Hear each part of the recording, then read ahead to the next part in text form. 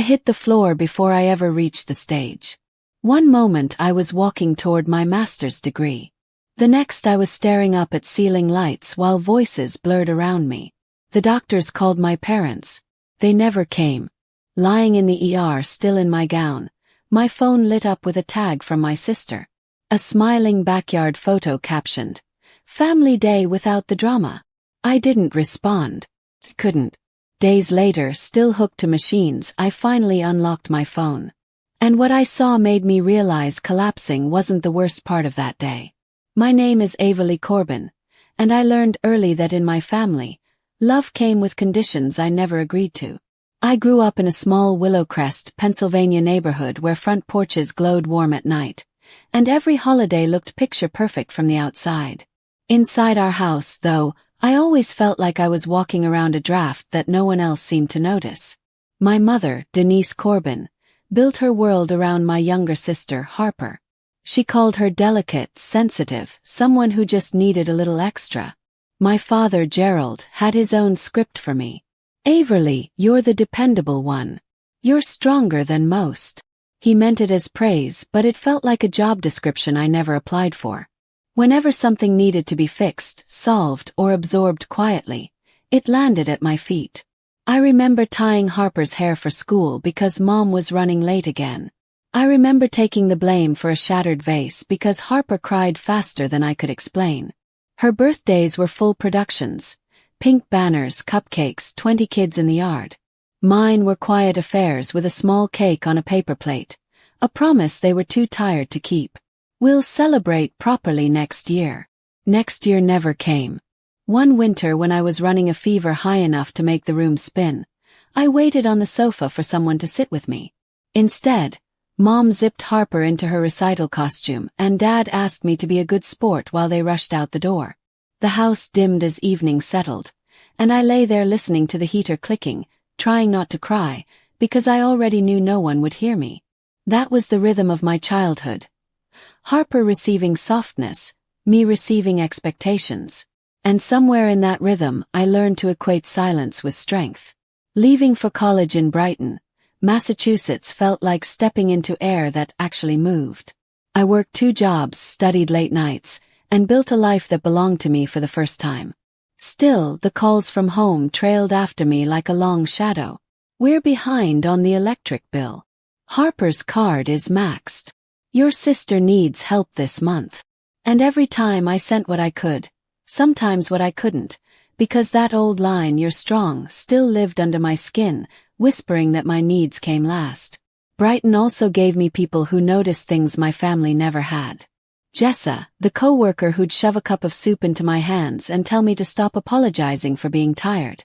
Miles, who frowned when I swayed during a shift change. And Dr. Langford, who didn't need more than 2 sentences from me to say, "You carry too much. Far too much." But even with all that, I kept going.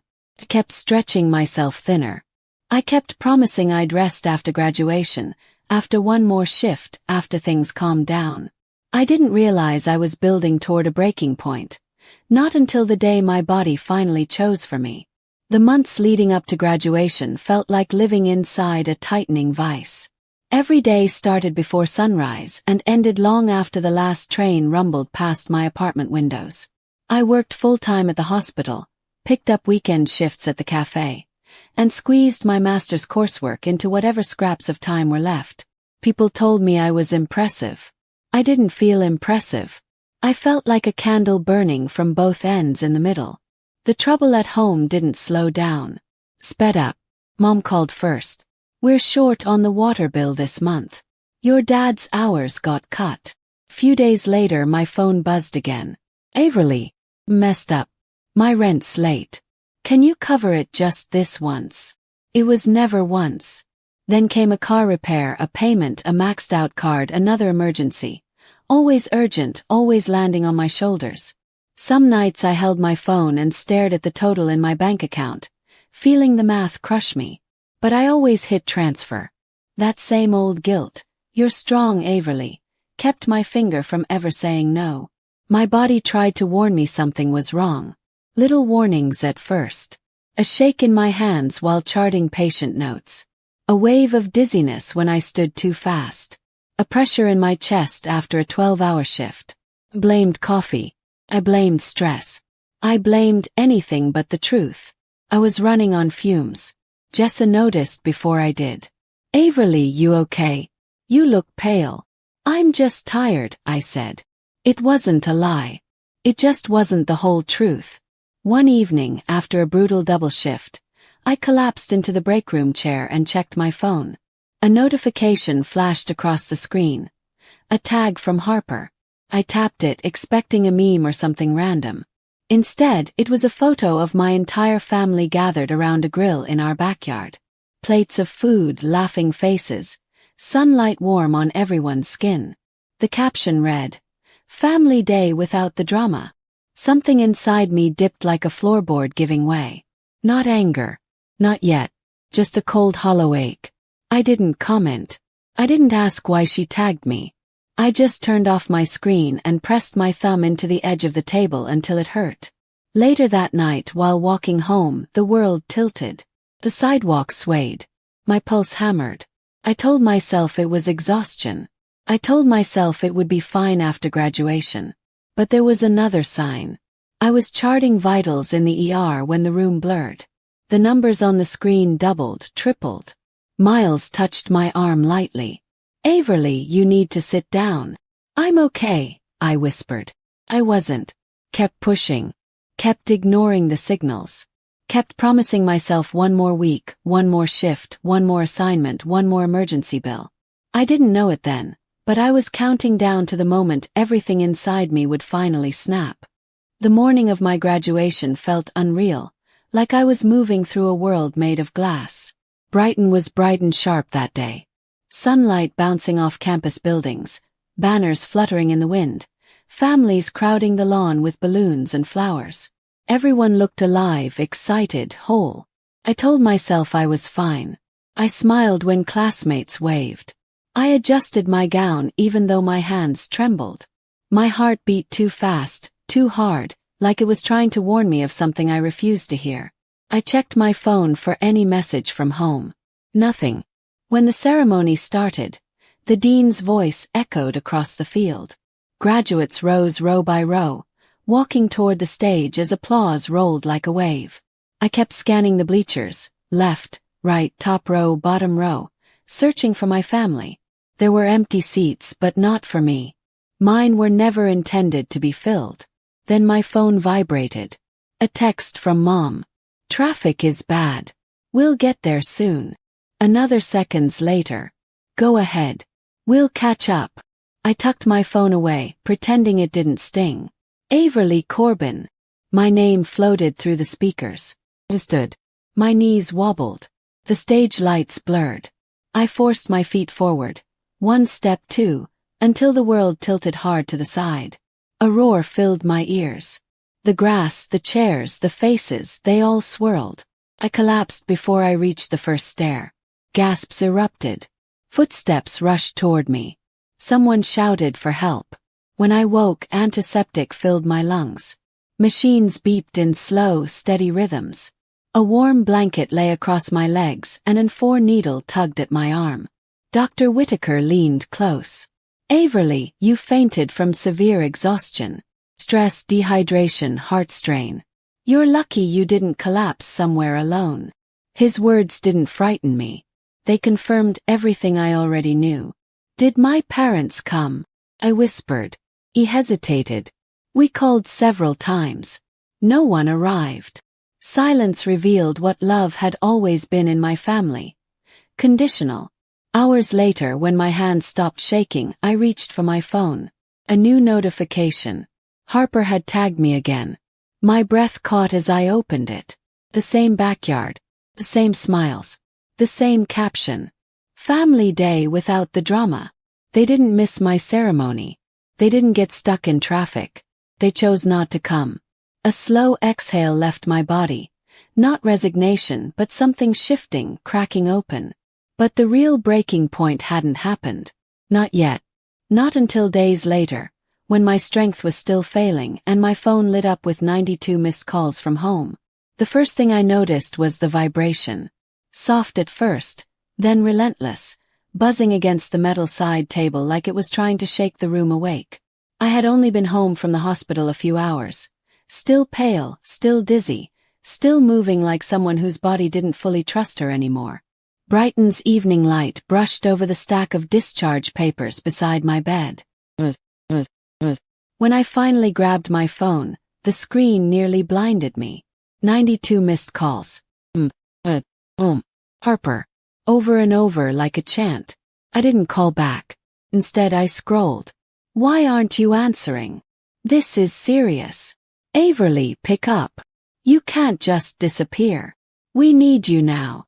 Harper is in trouble. Course. It was always Harper. Then I opened the earlier messages, and the truth sliced sharper. They hadn't called during my collapse. They hadn't called during my ER stay. They hadn't called during the silence afterward. They only cared once their problem reached my doorstep. A photo from Dad appeared, a screenshot from a bank notice. Then papers.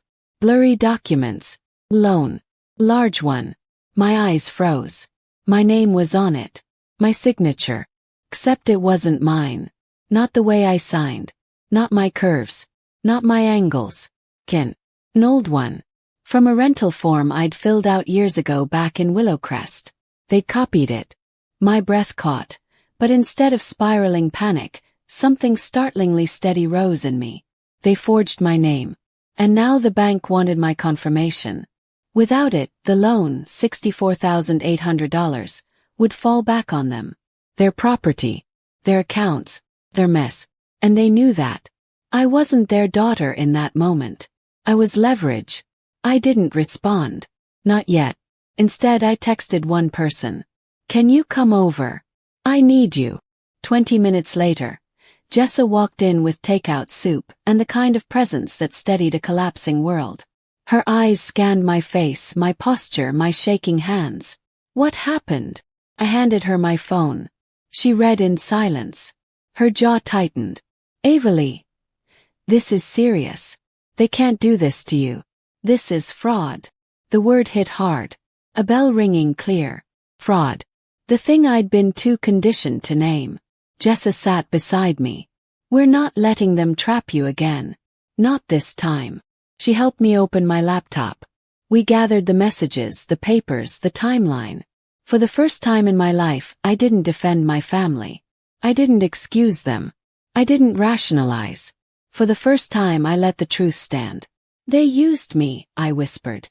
They always have, she replied softly. Later that night, still weak and aching, I joined a video call with a financial attorney she recommended. When he saw the documents, he sighed heavily. This is unauthorized use of your information. You don't owe them a single dollar. What they did is illegal. Illegal. The word freed something inside me. He walked me through my options. Protections, steps, boundaries I didn't know I was allowed to have. Then he said, if they contact you again, tell them you're aware of the forgery and will not participate. Terrifying.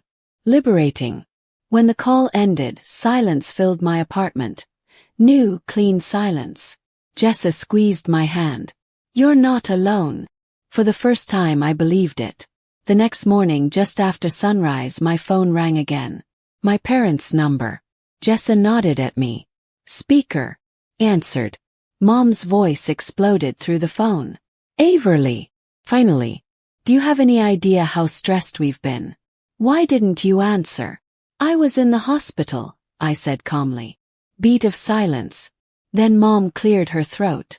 Well, yes, but Harper is in a crisis, and we need you to focus. There it was. The truth uncloaked. Dad's voice came next. You need to call the bank today.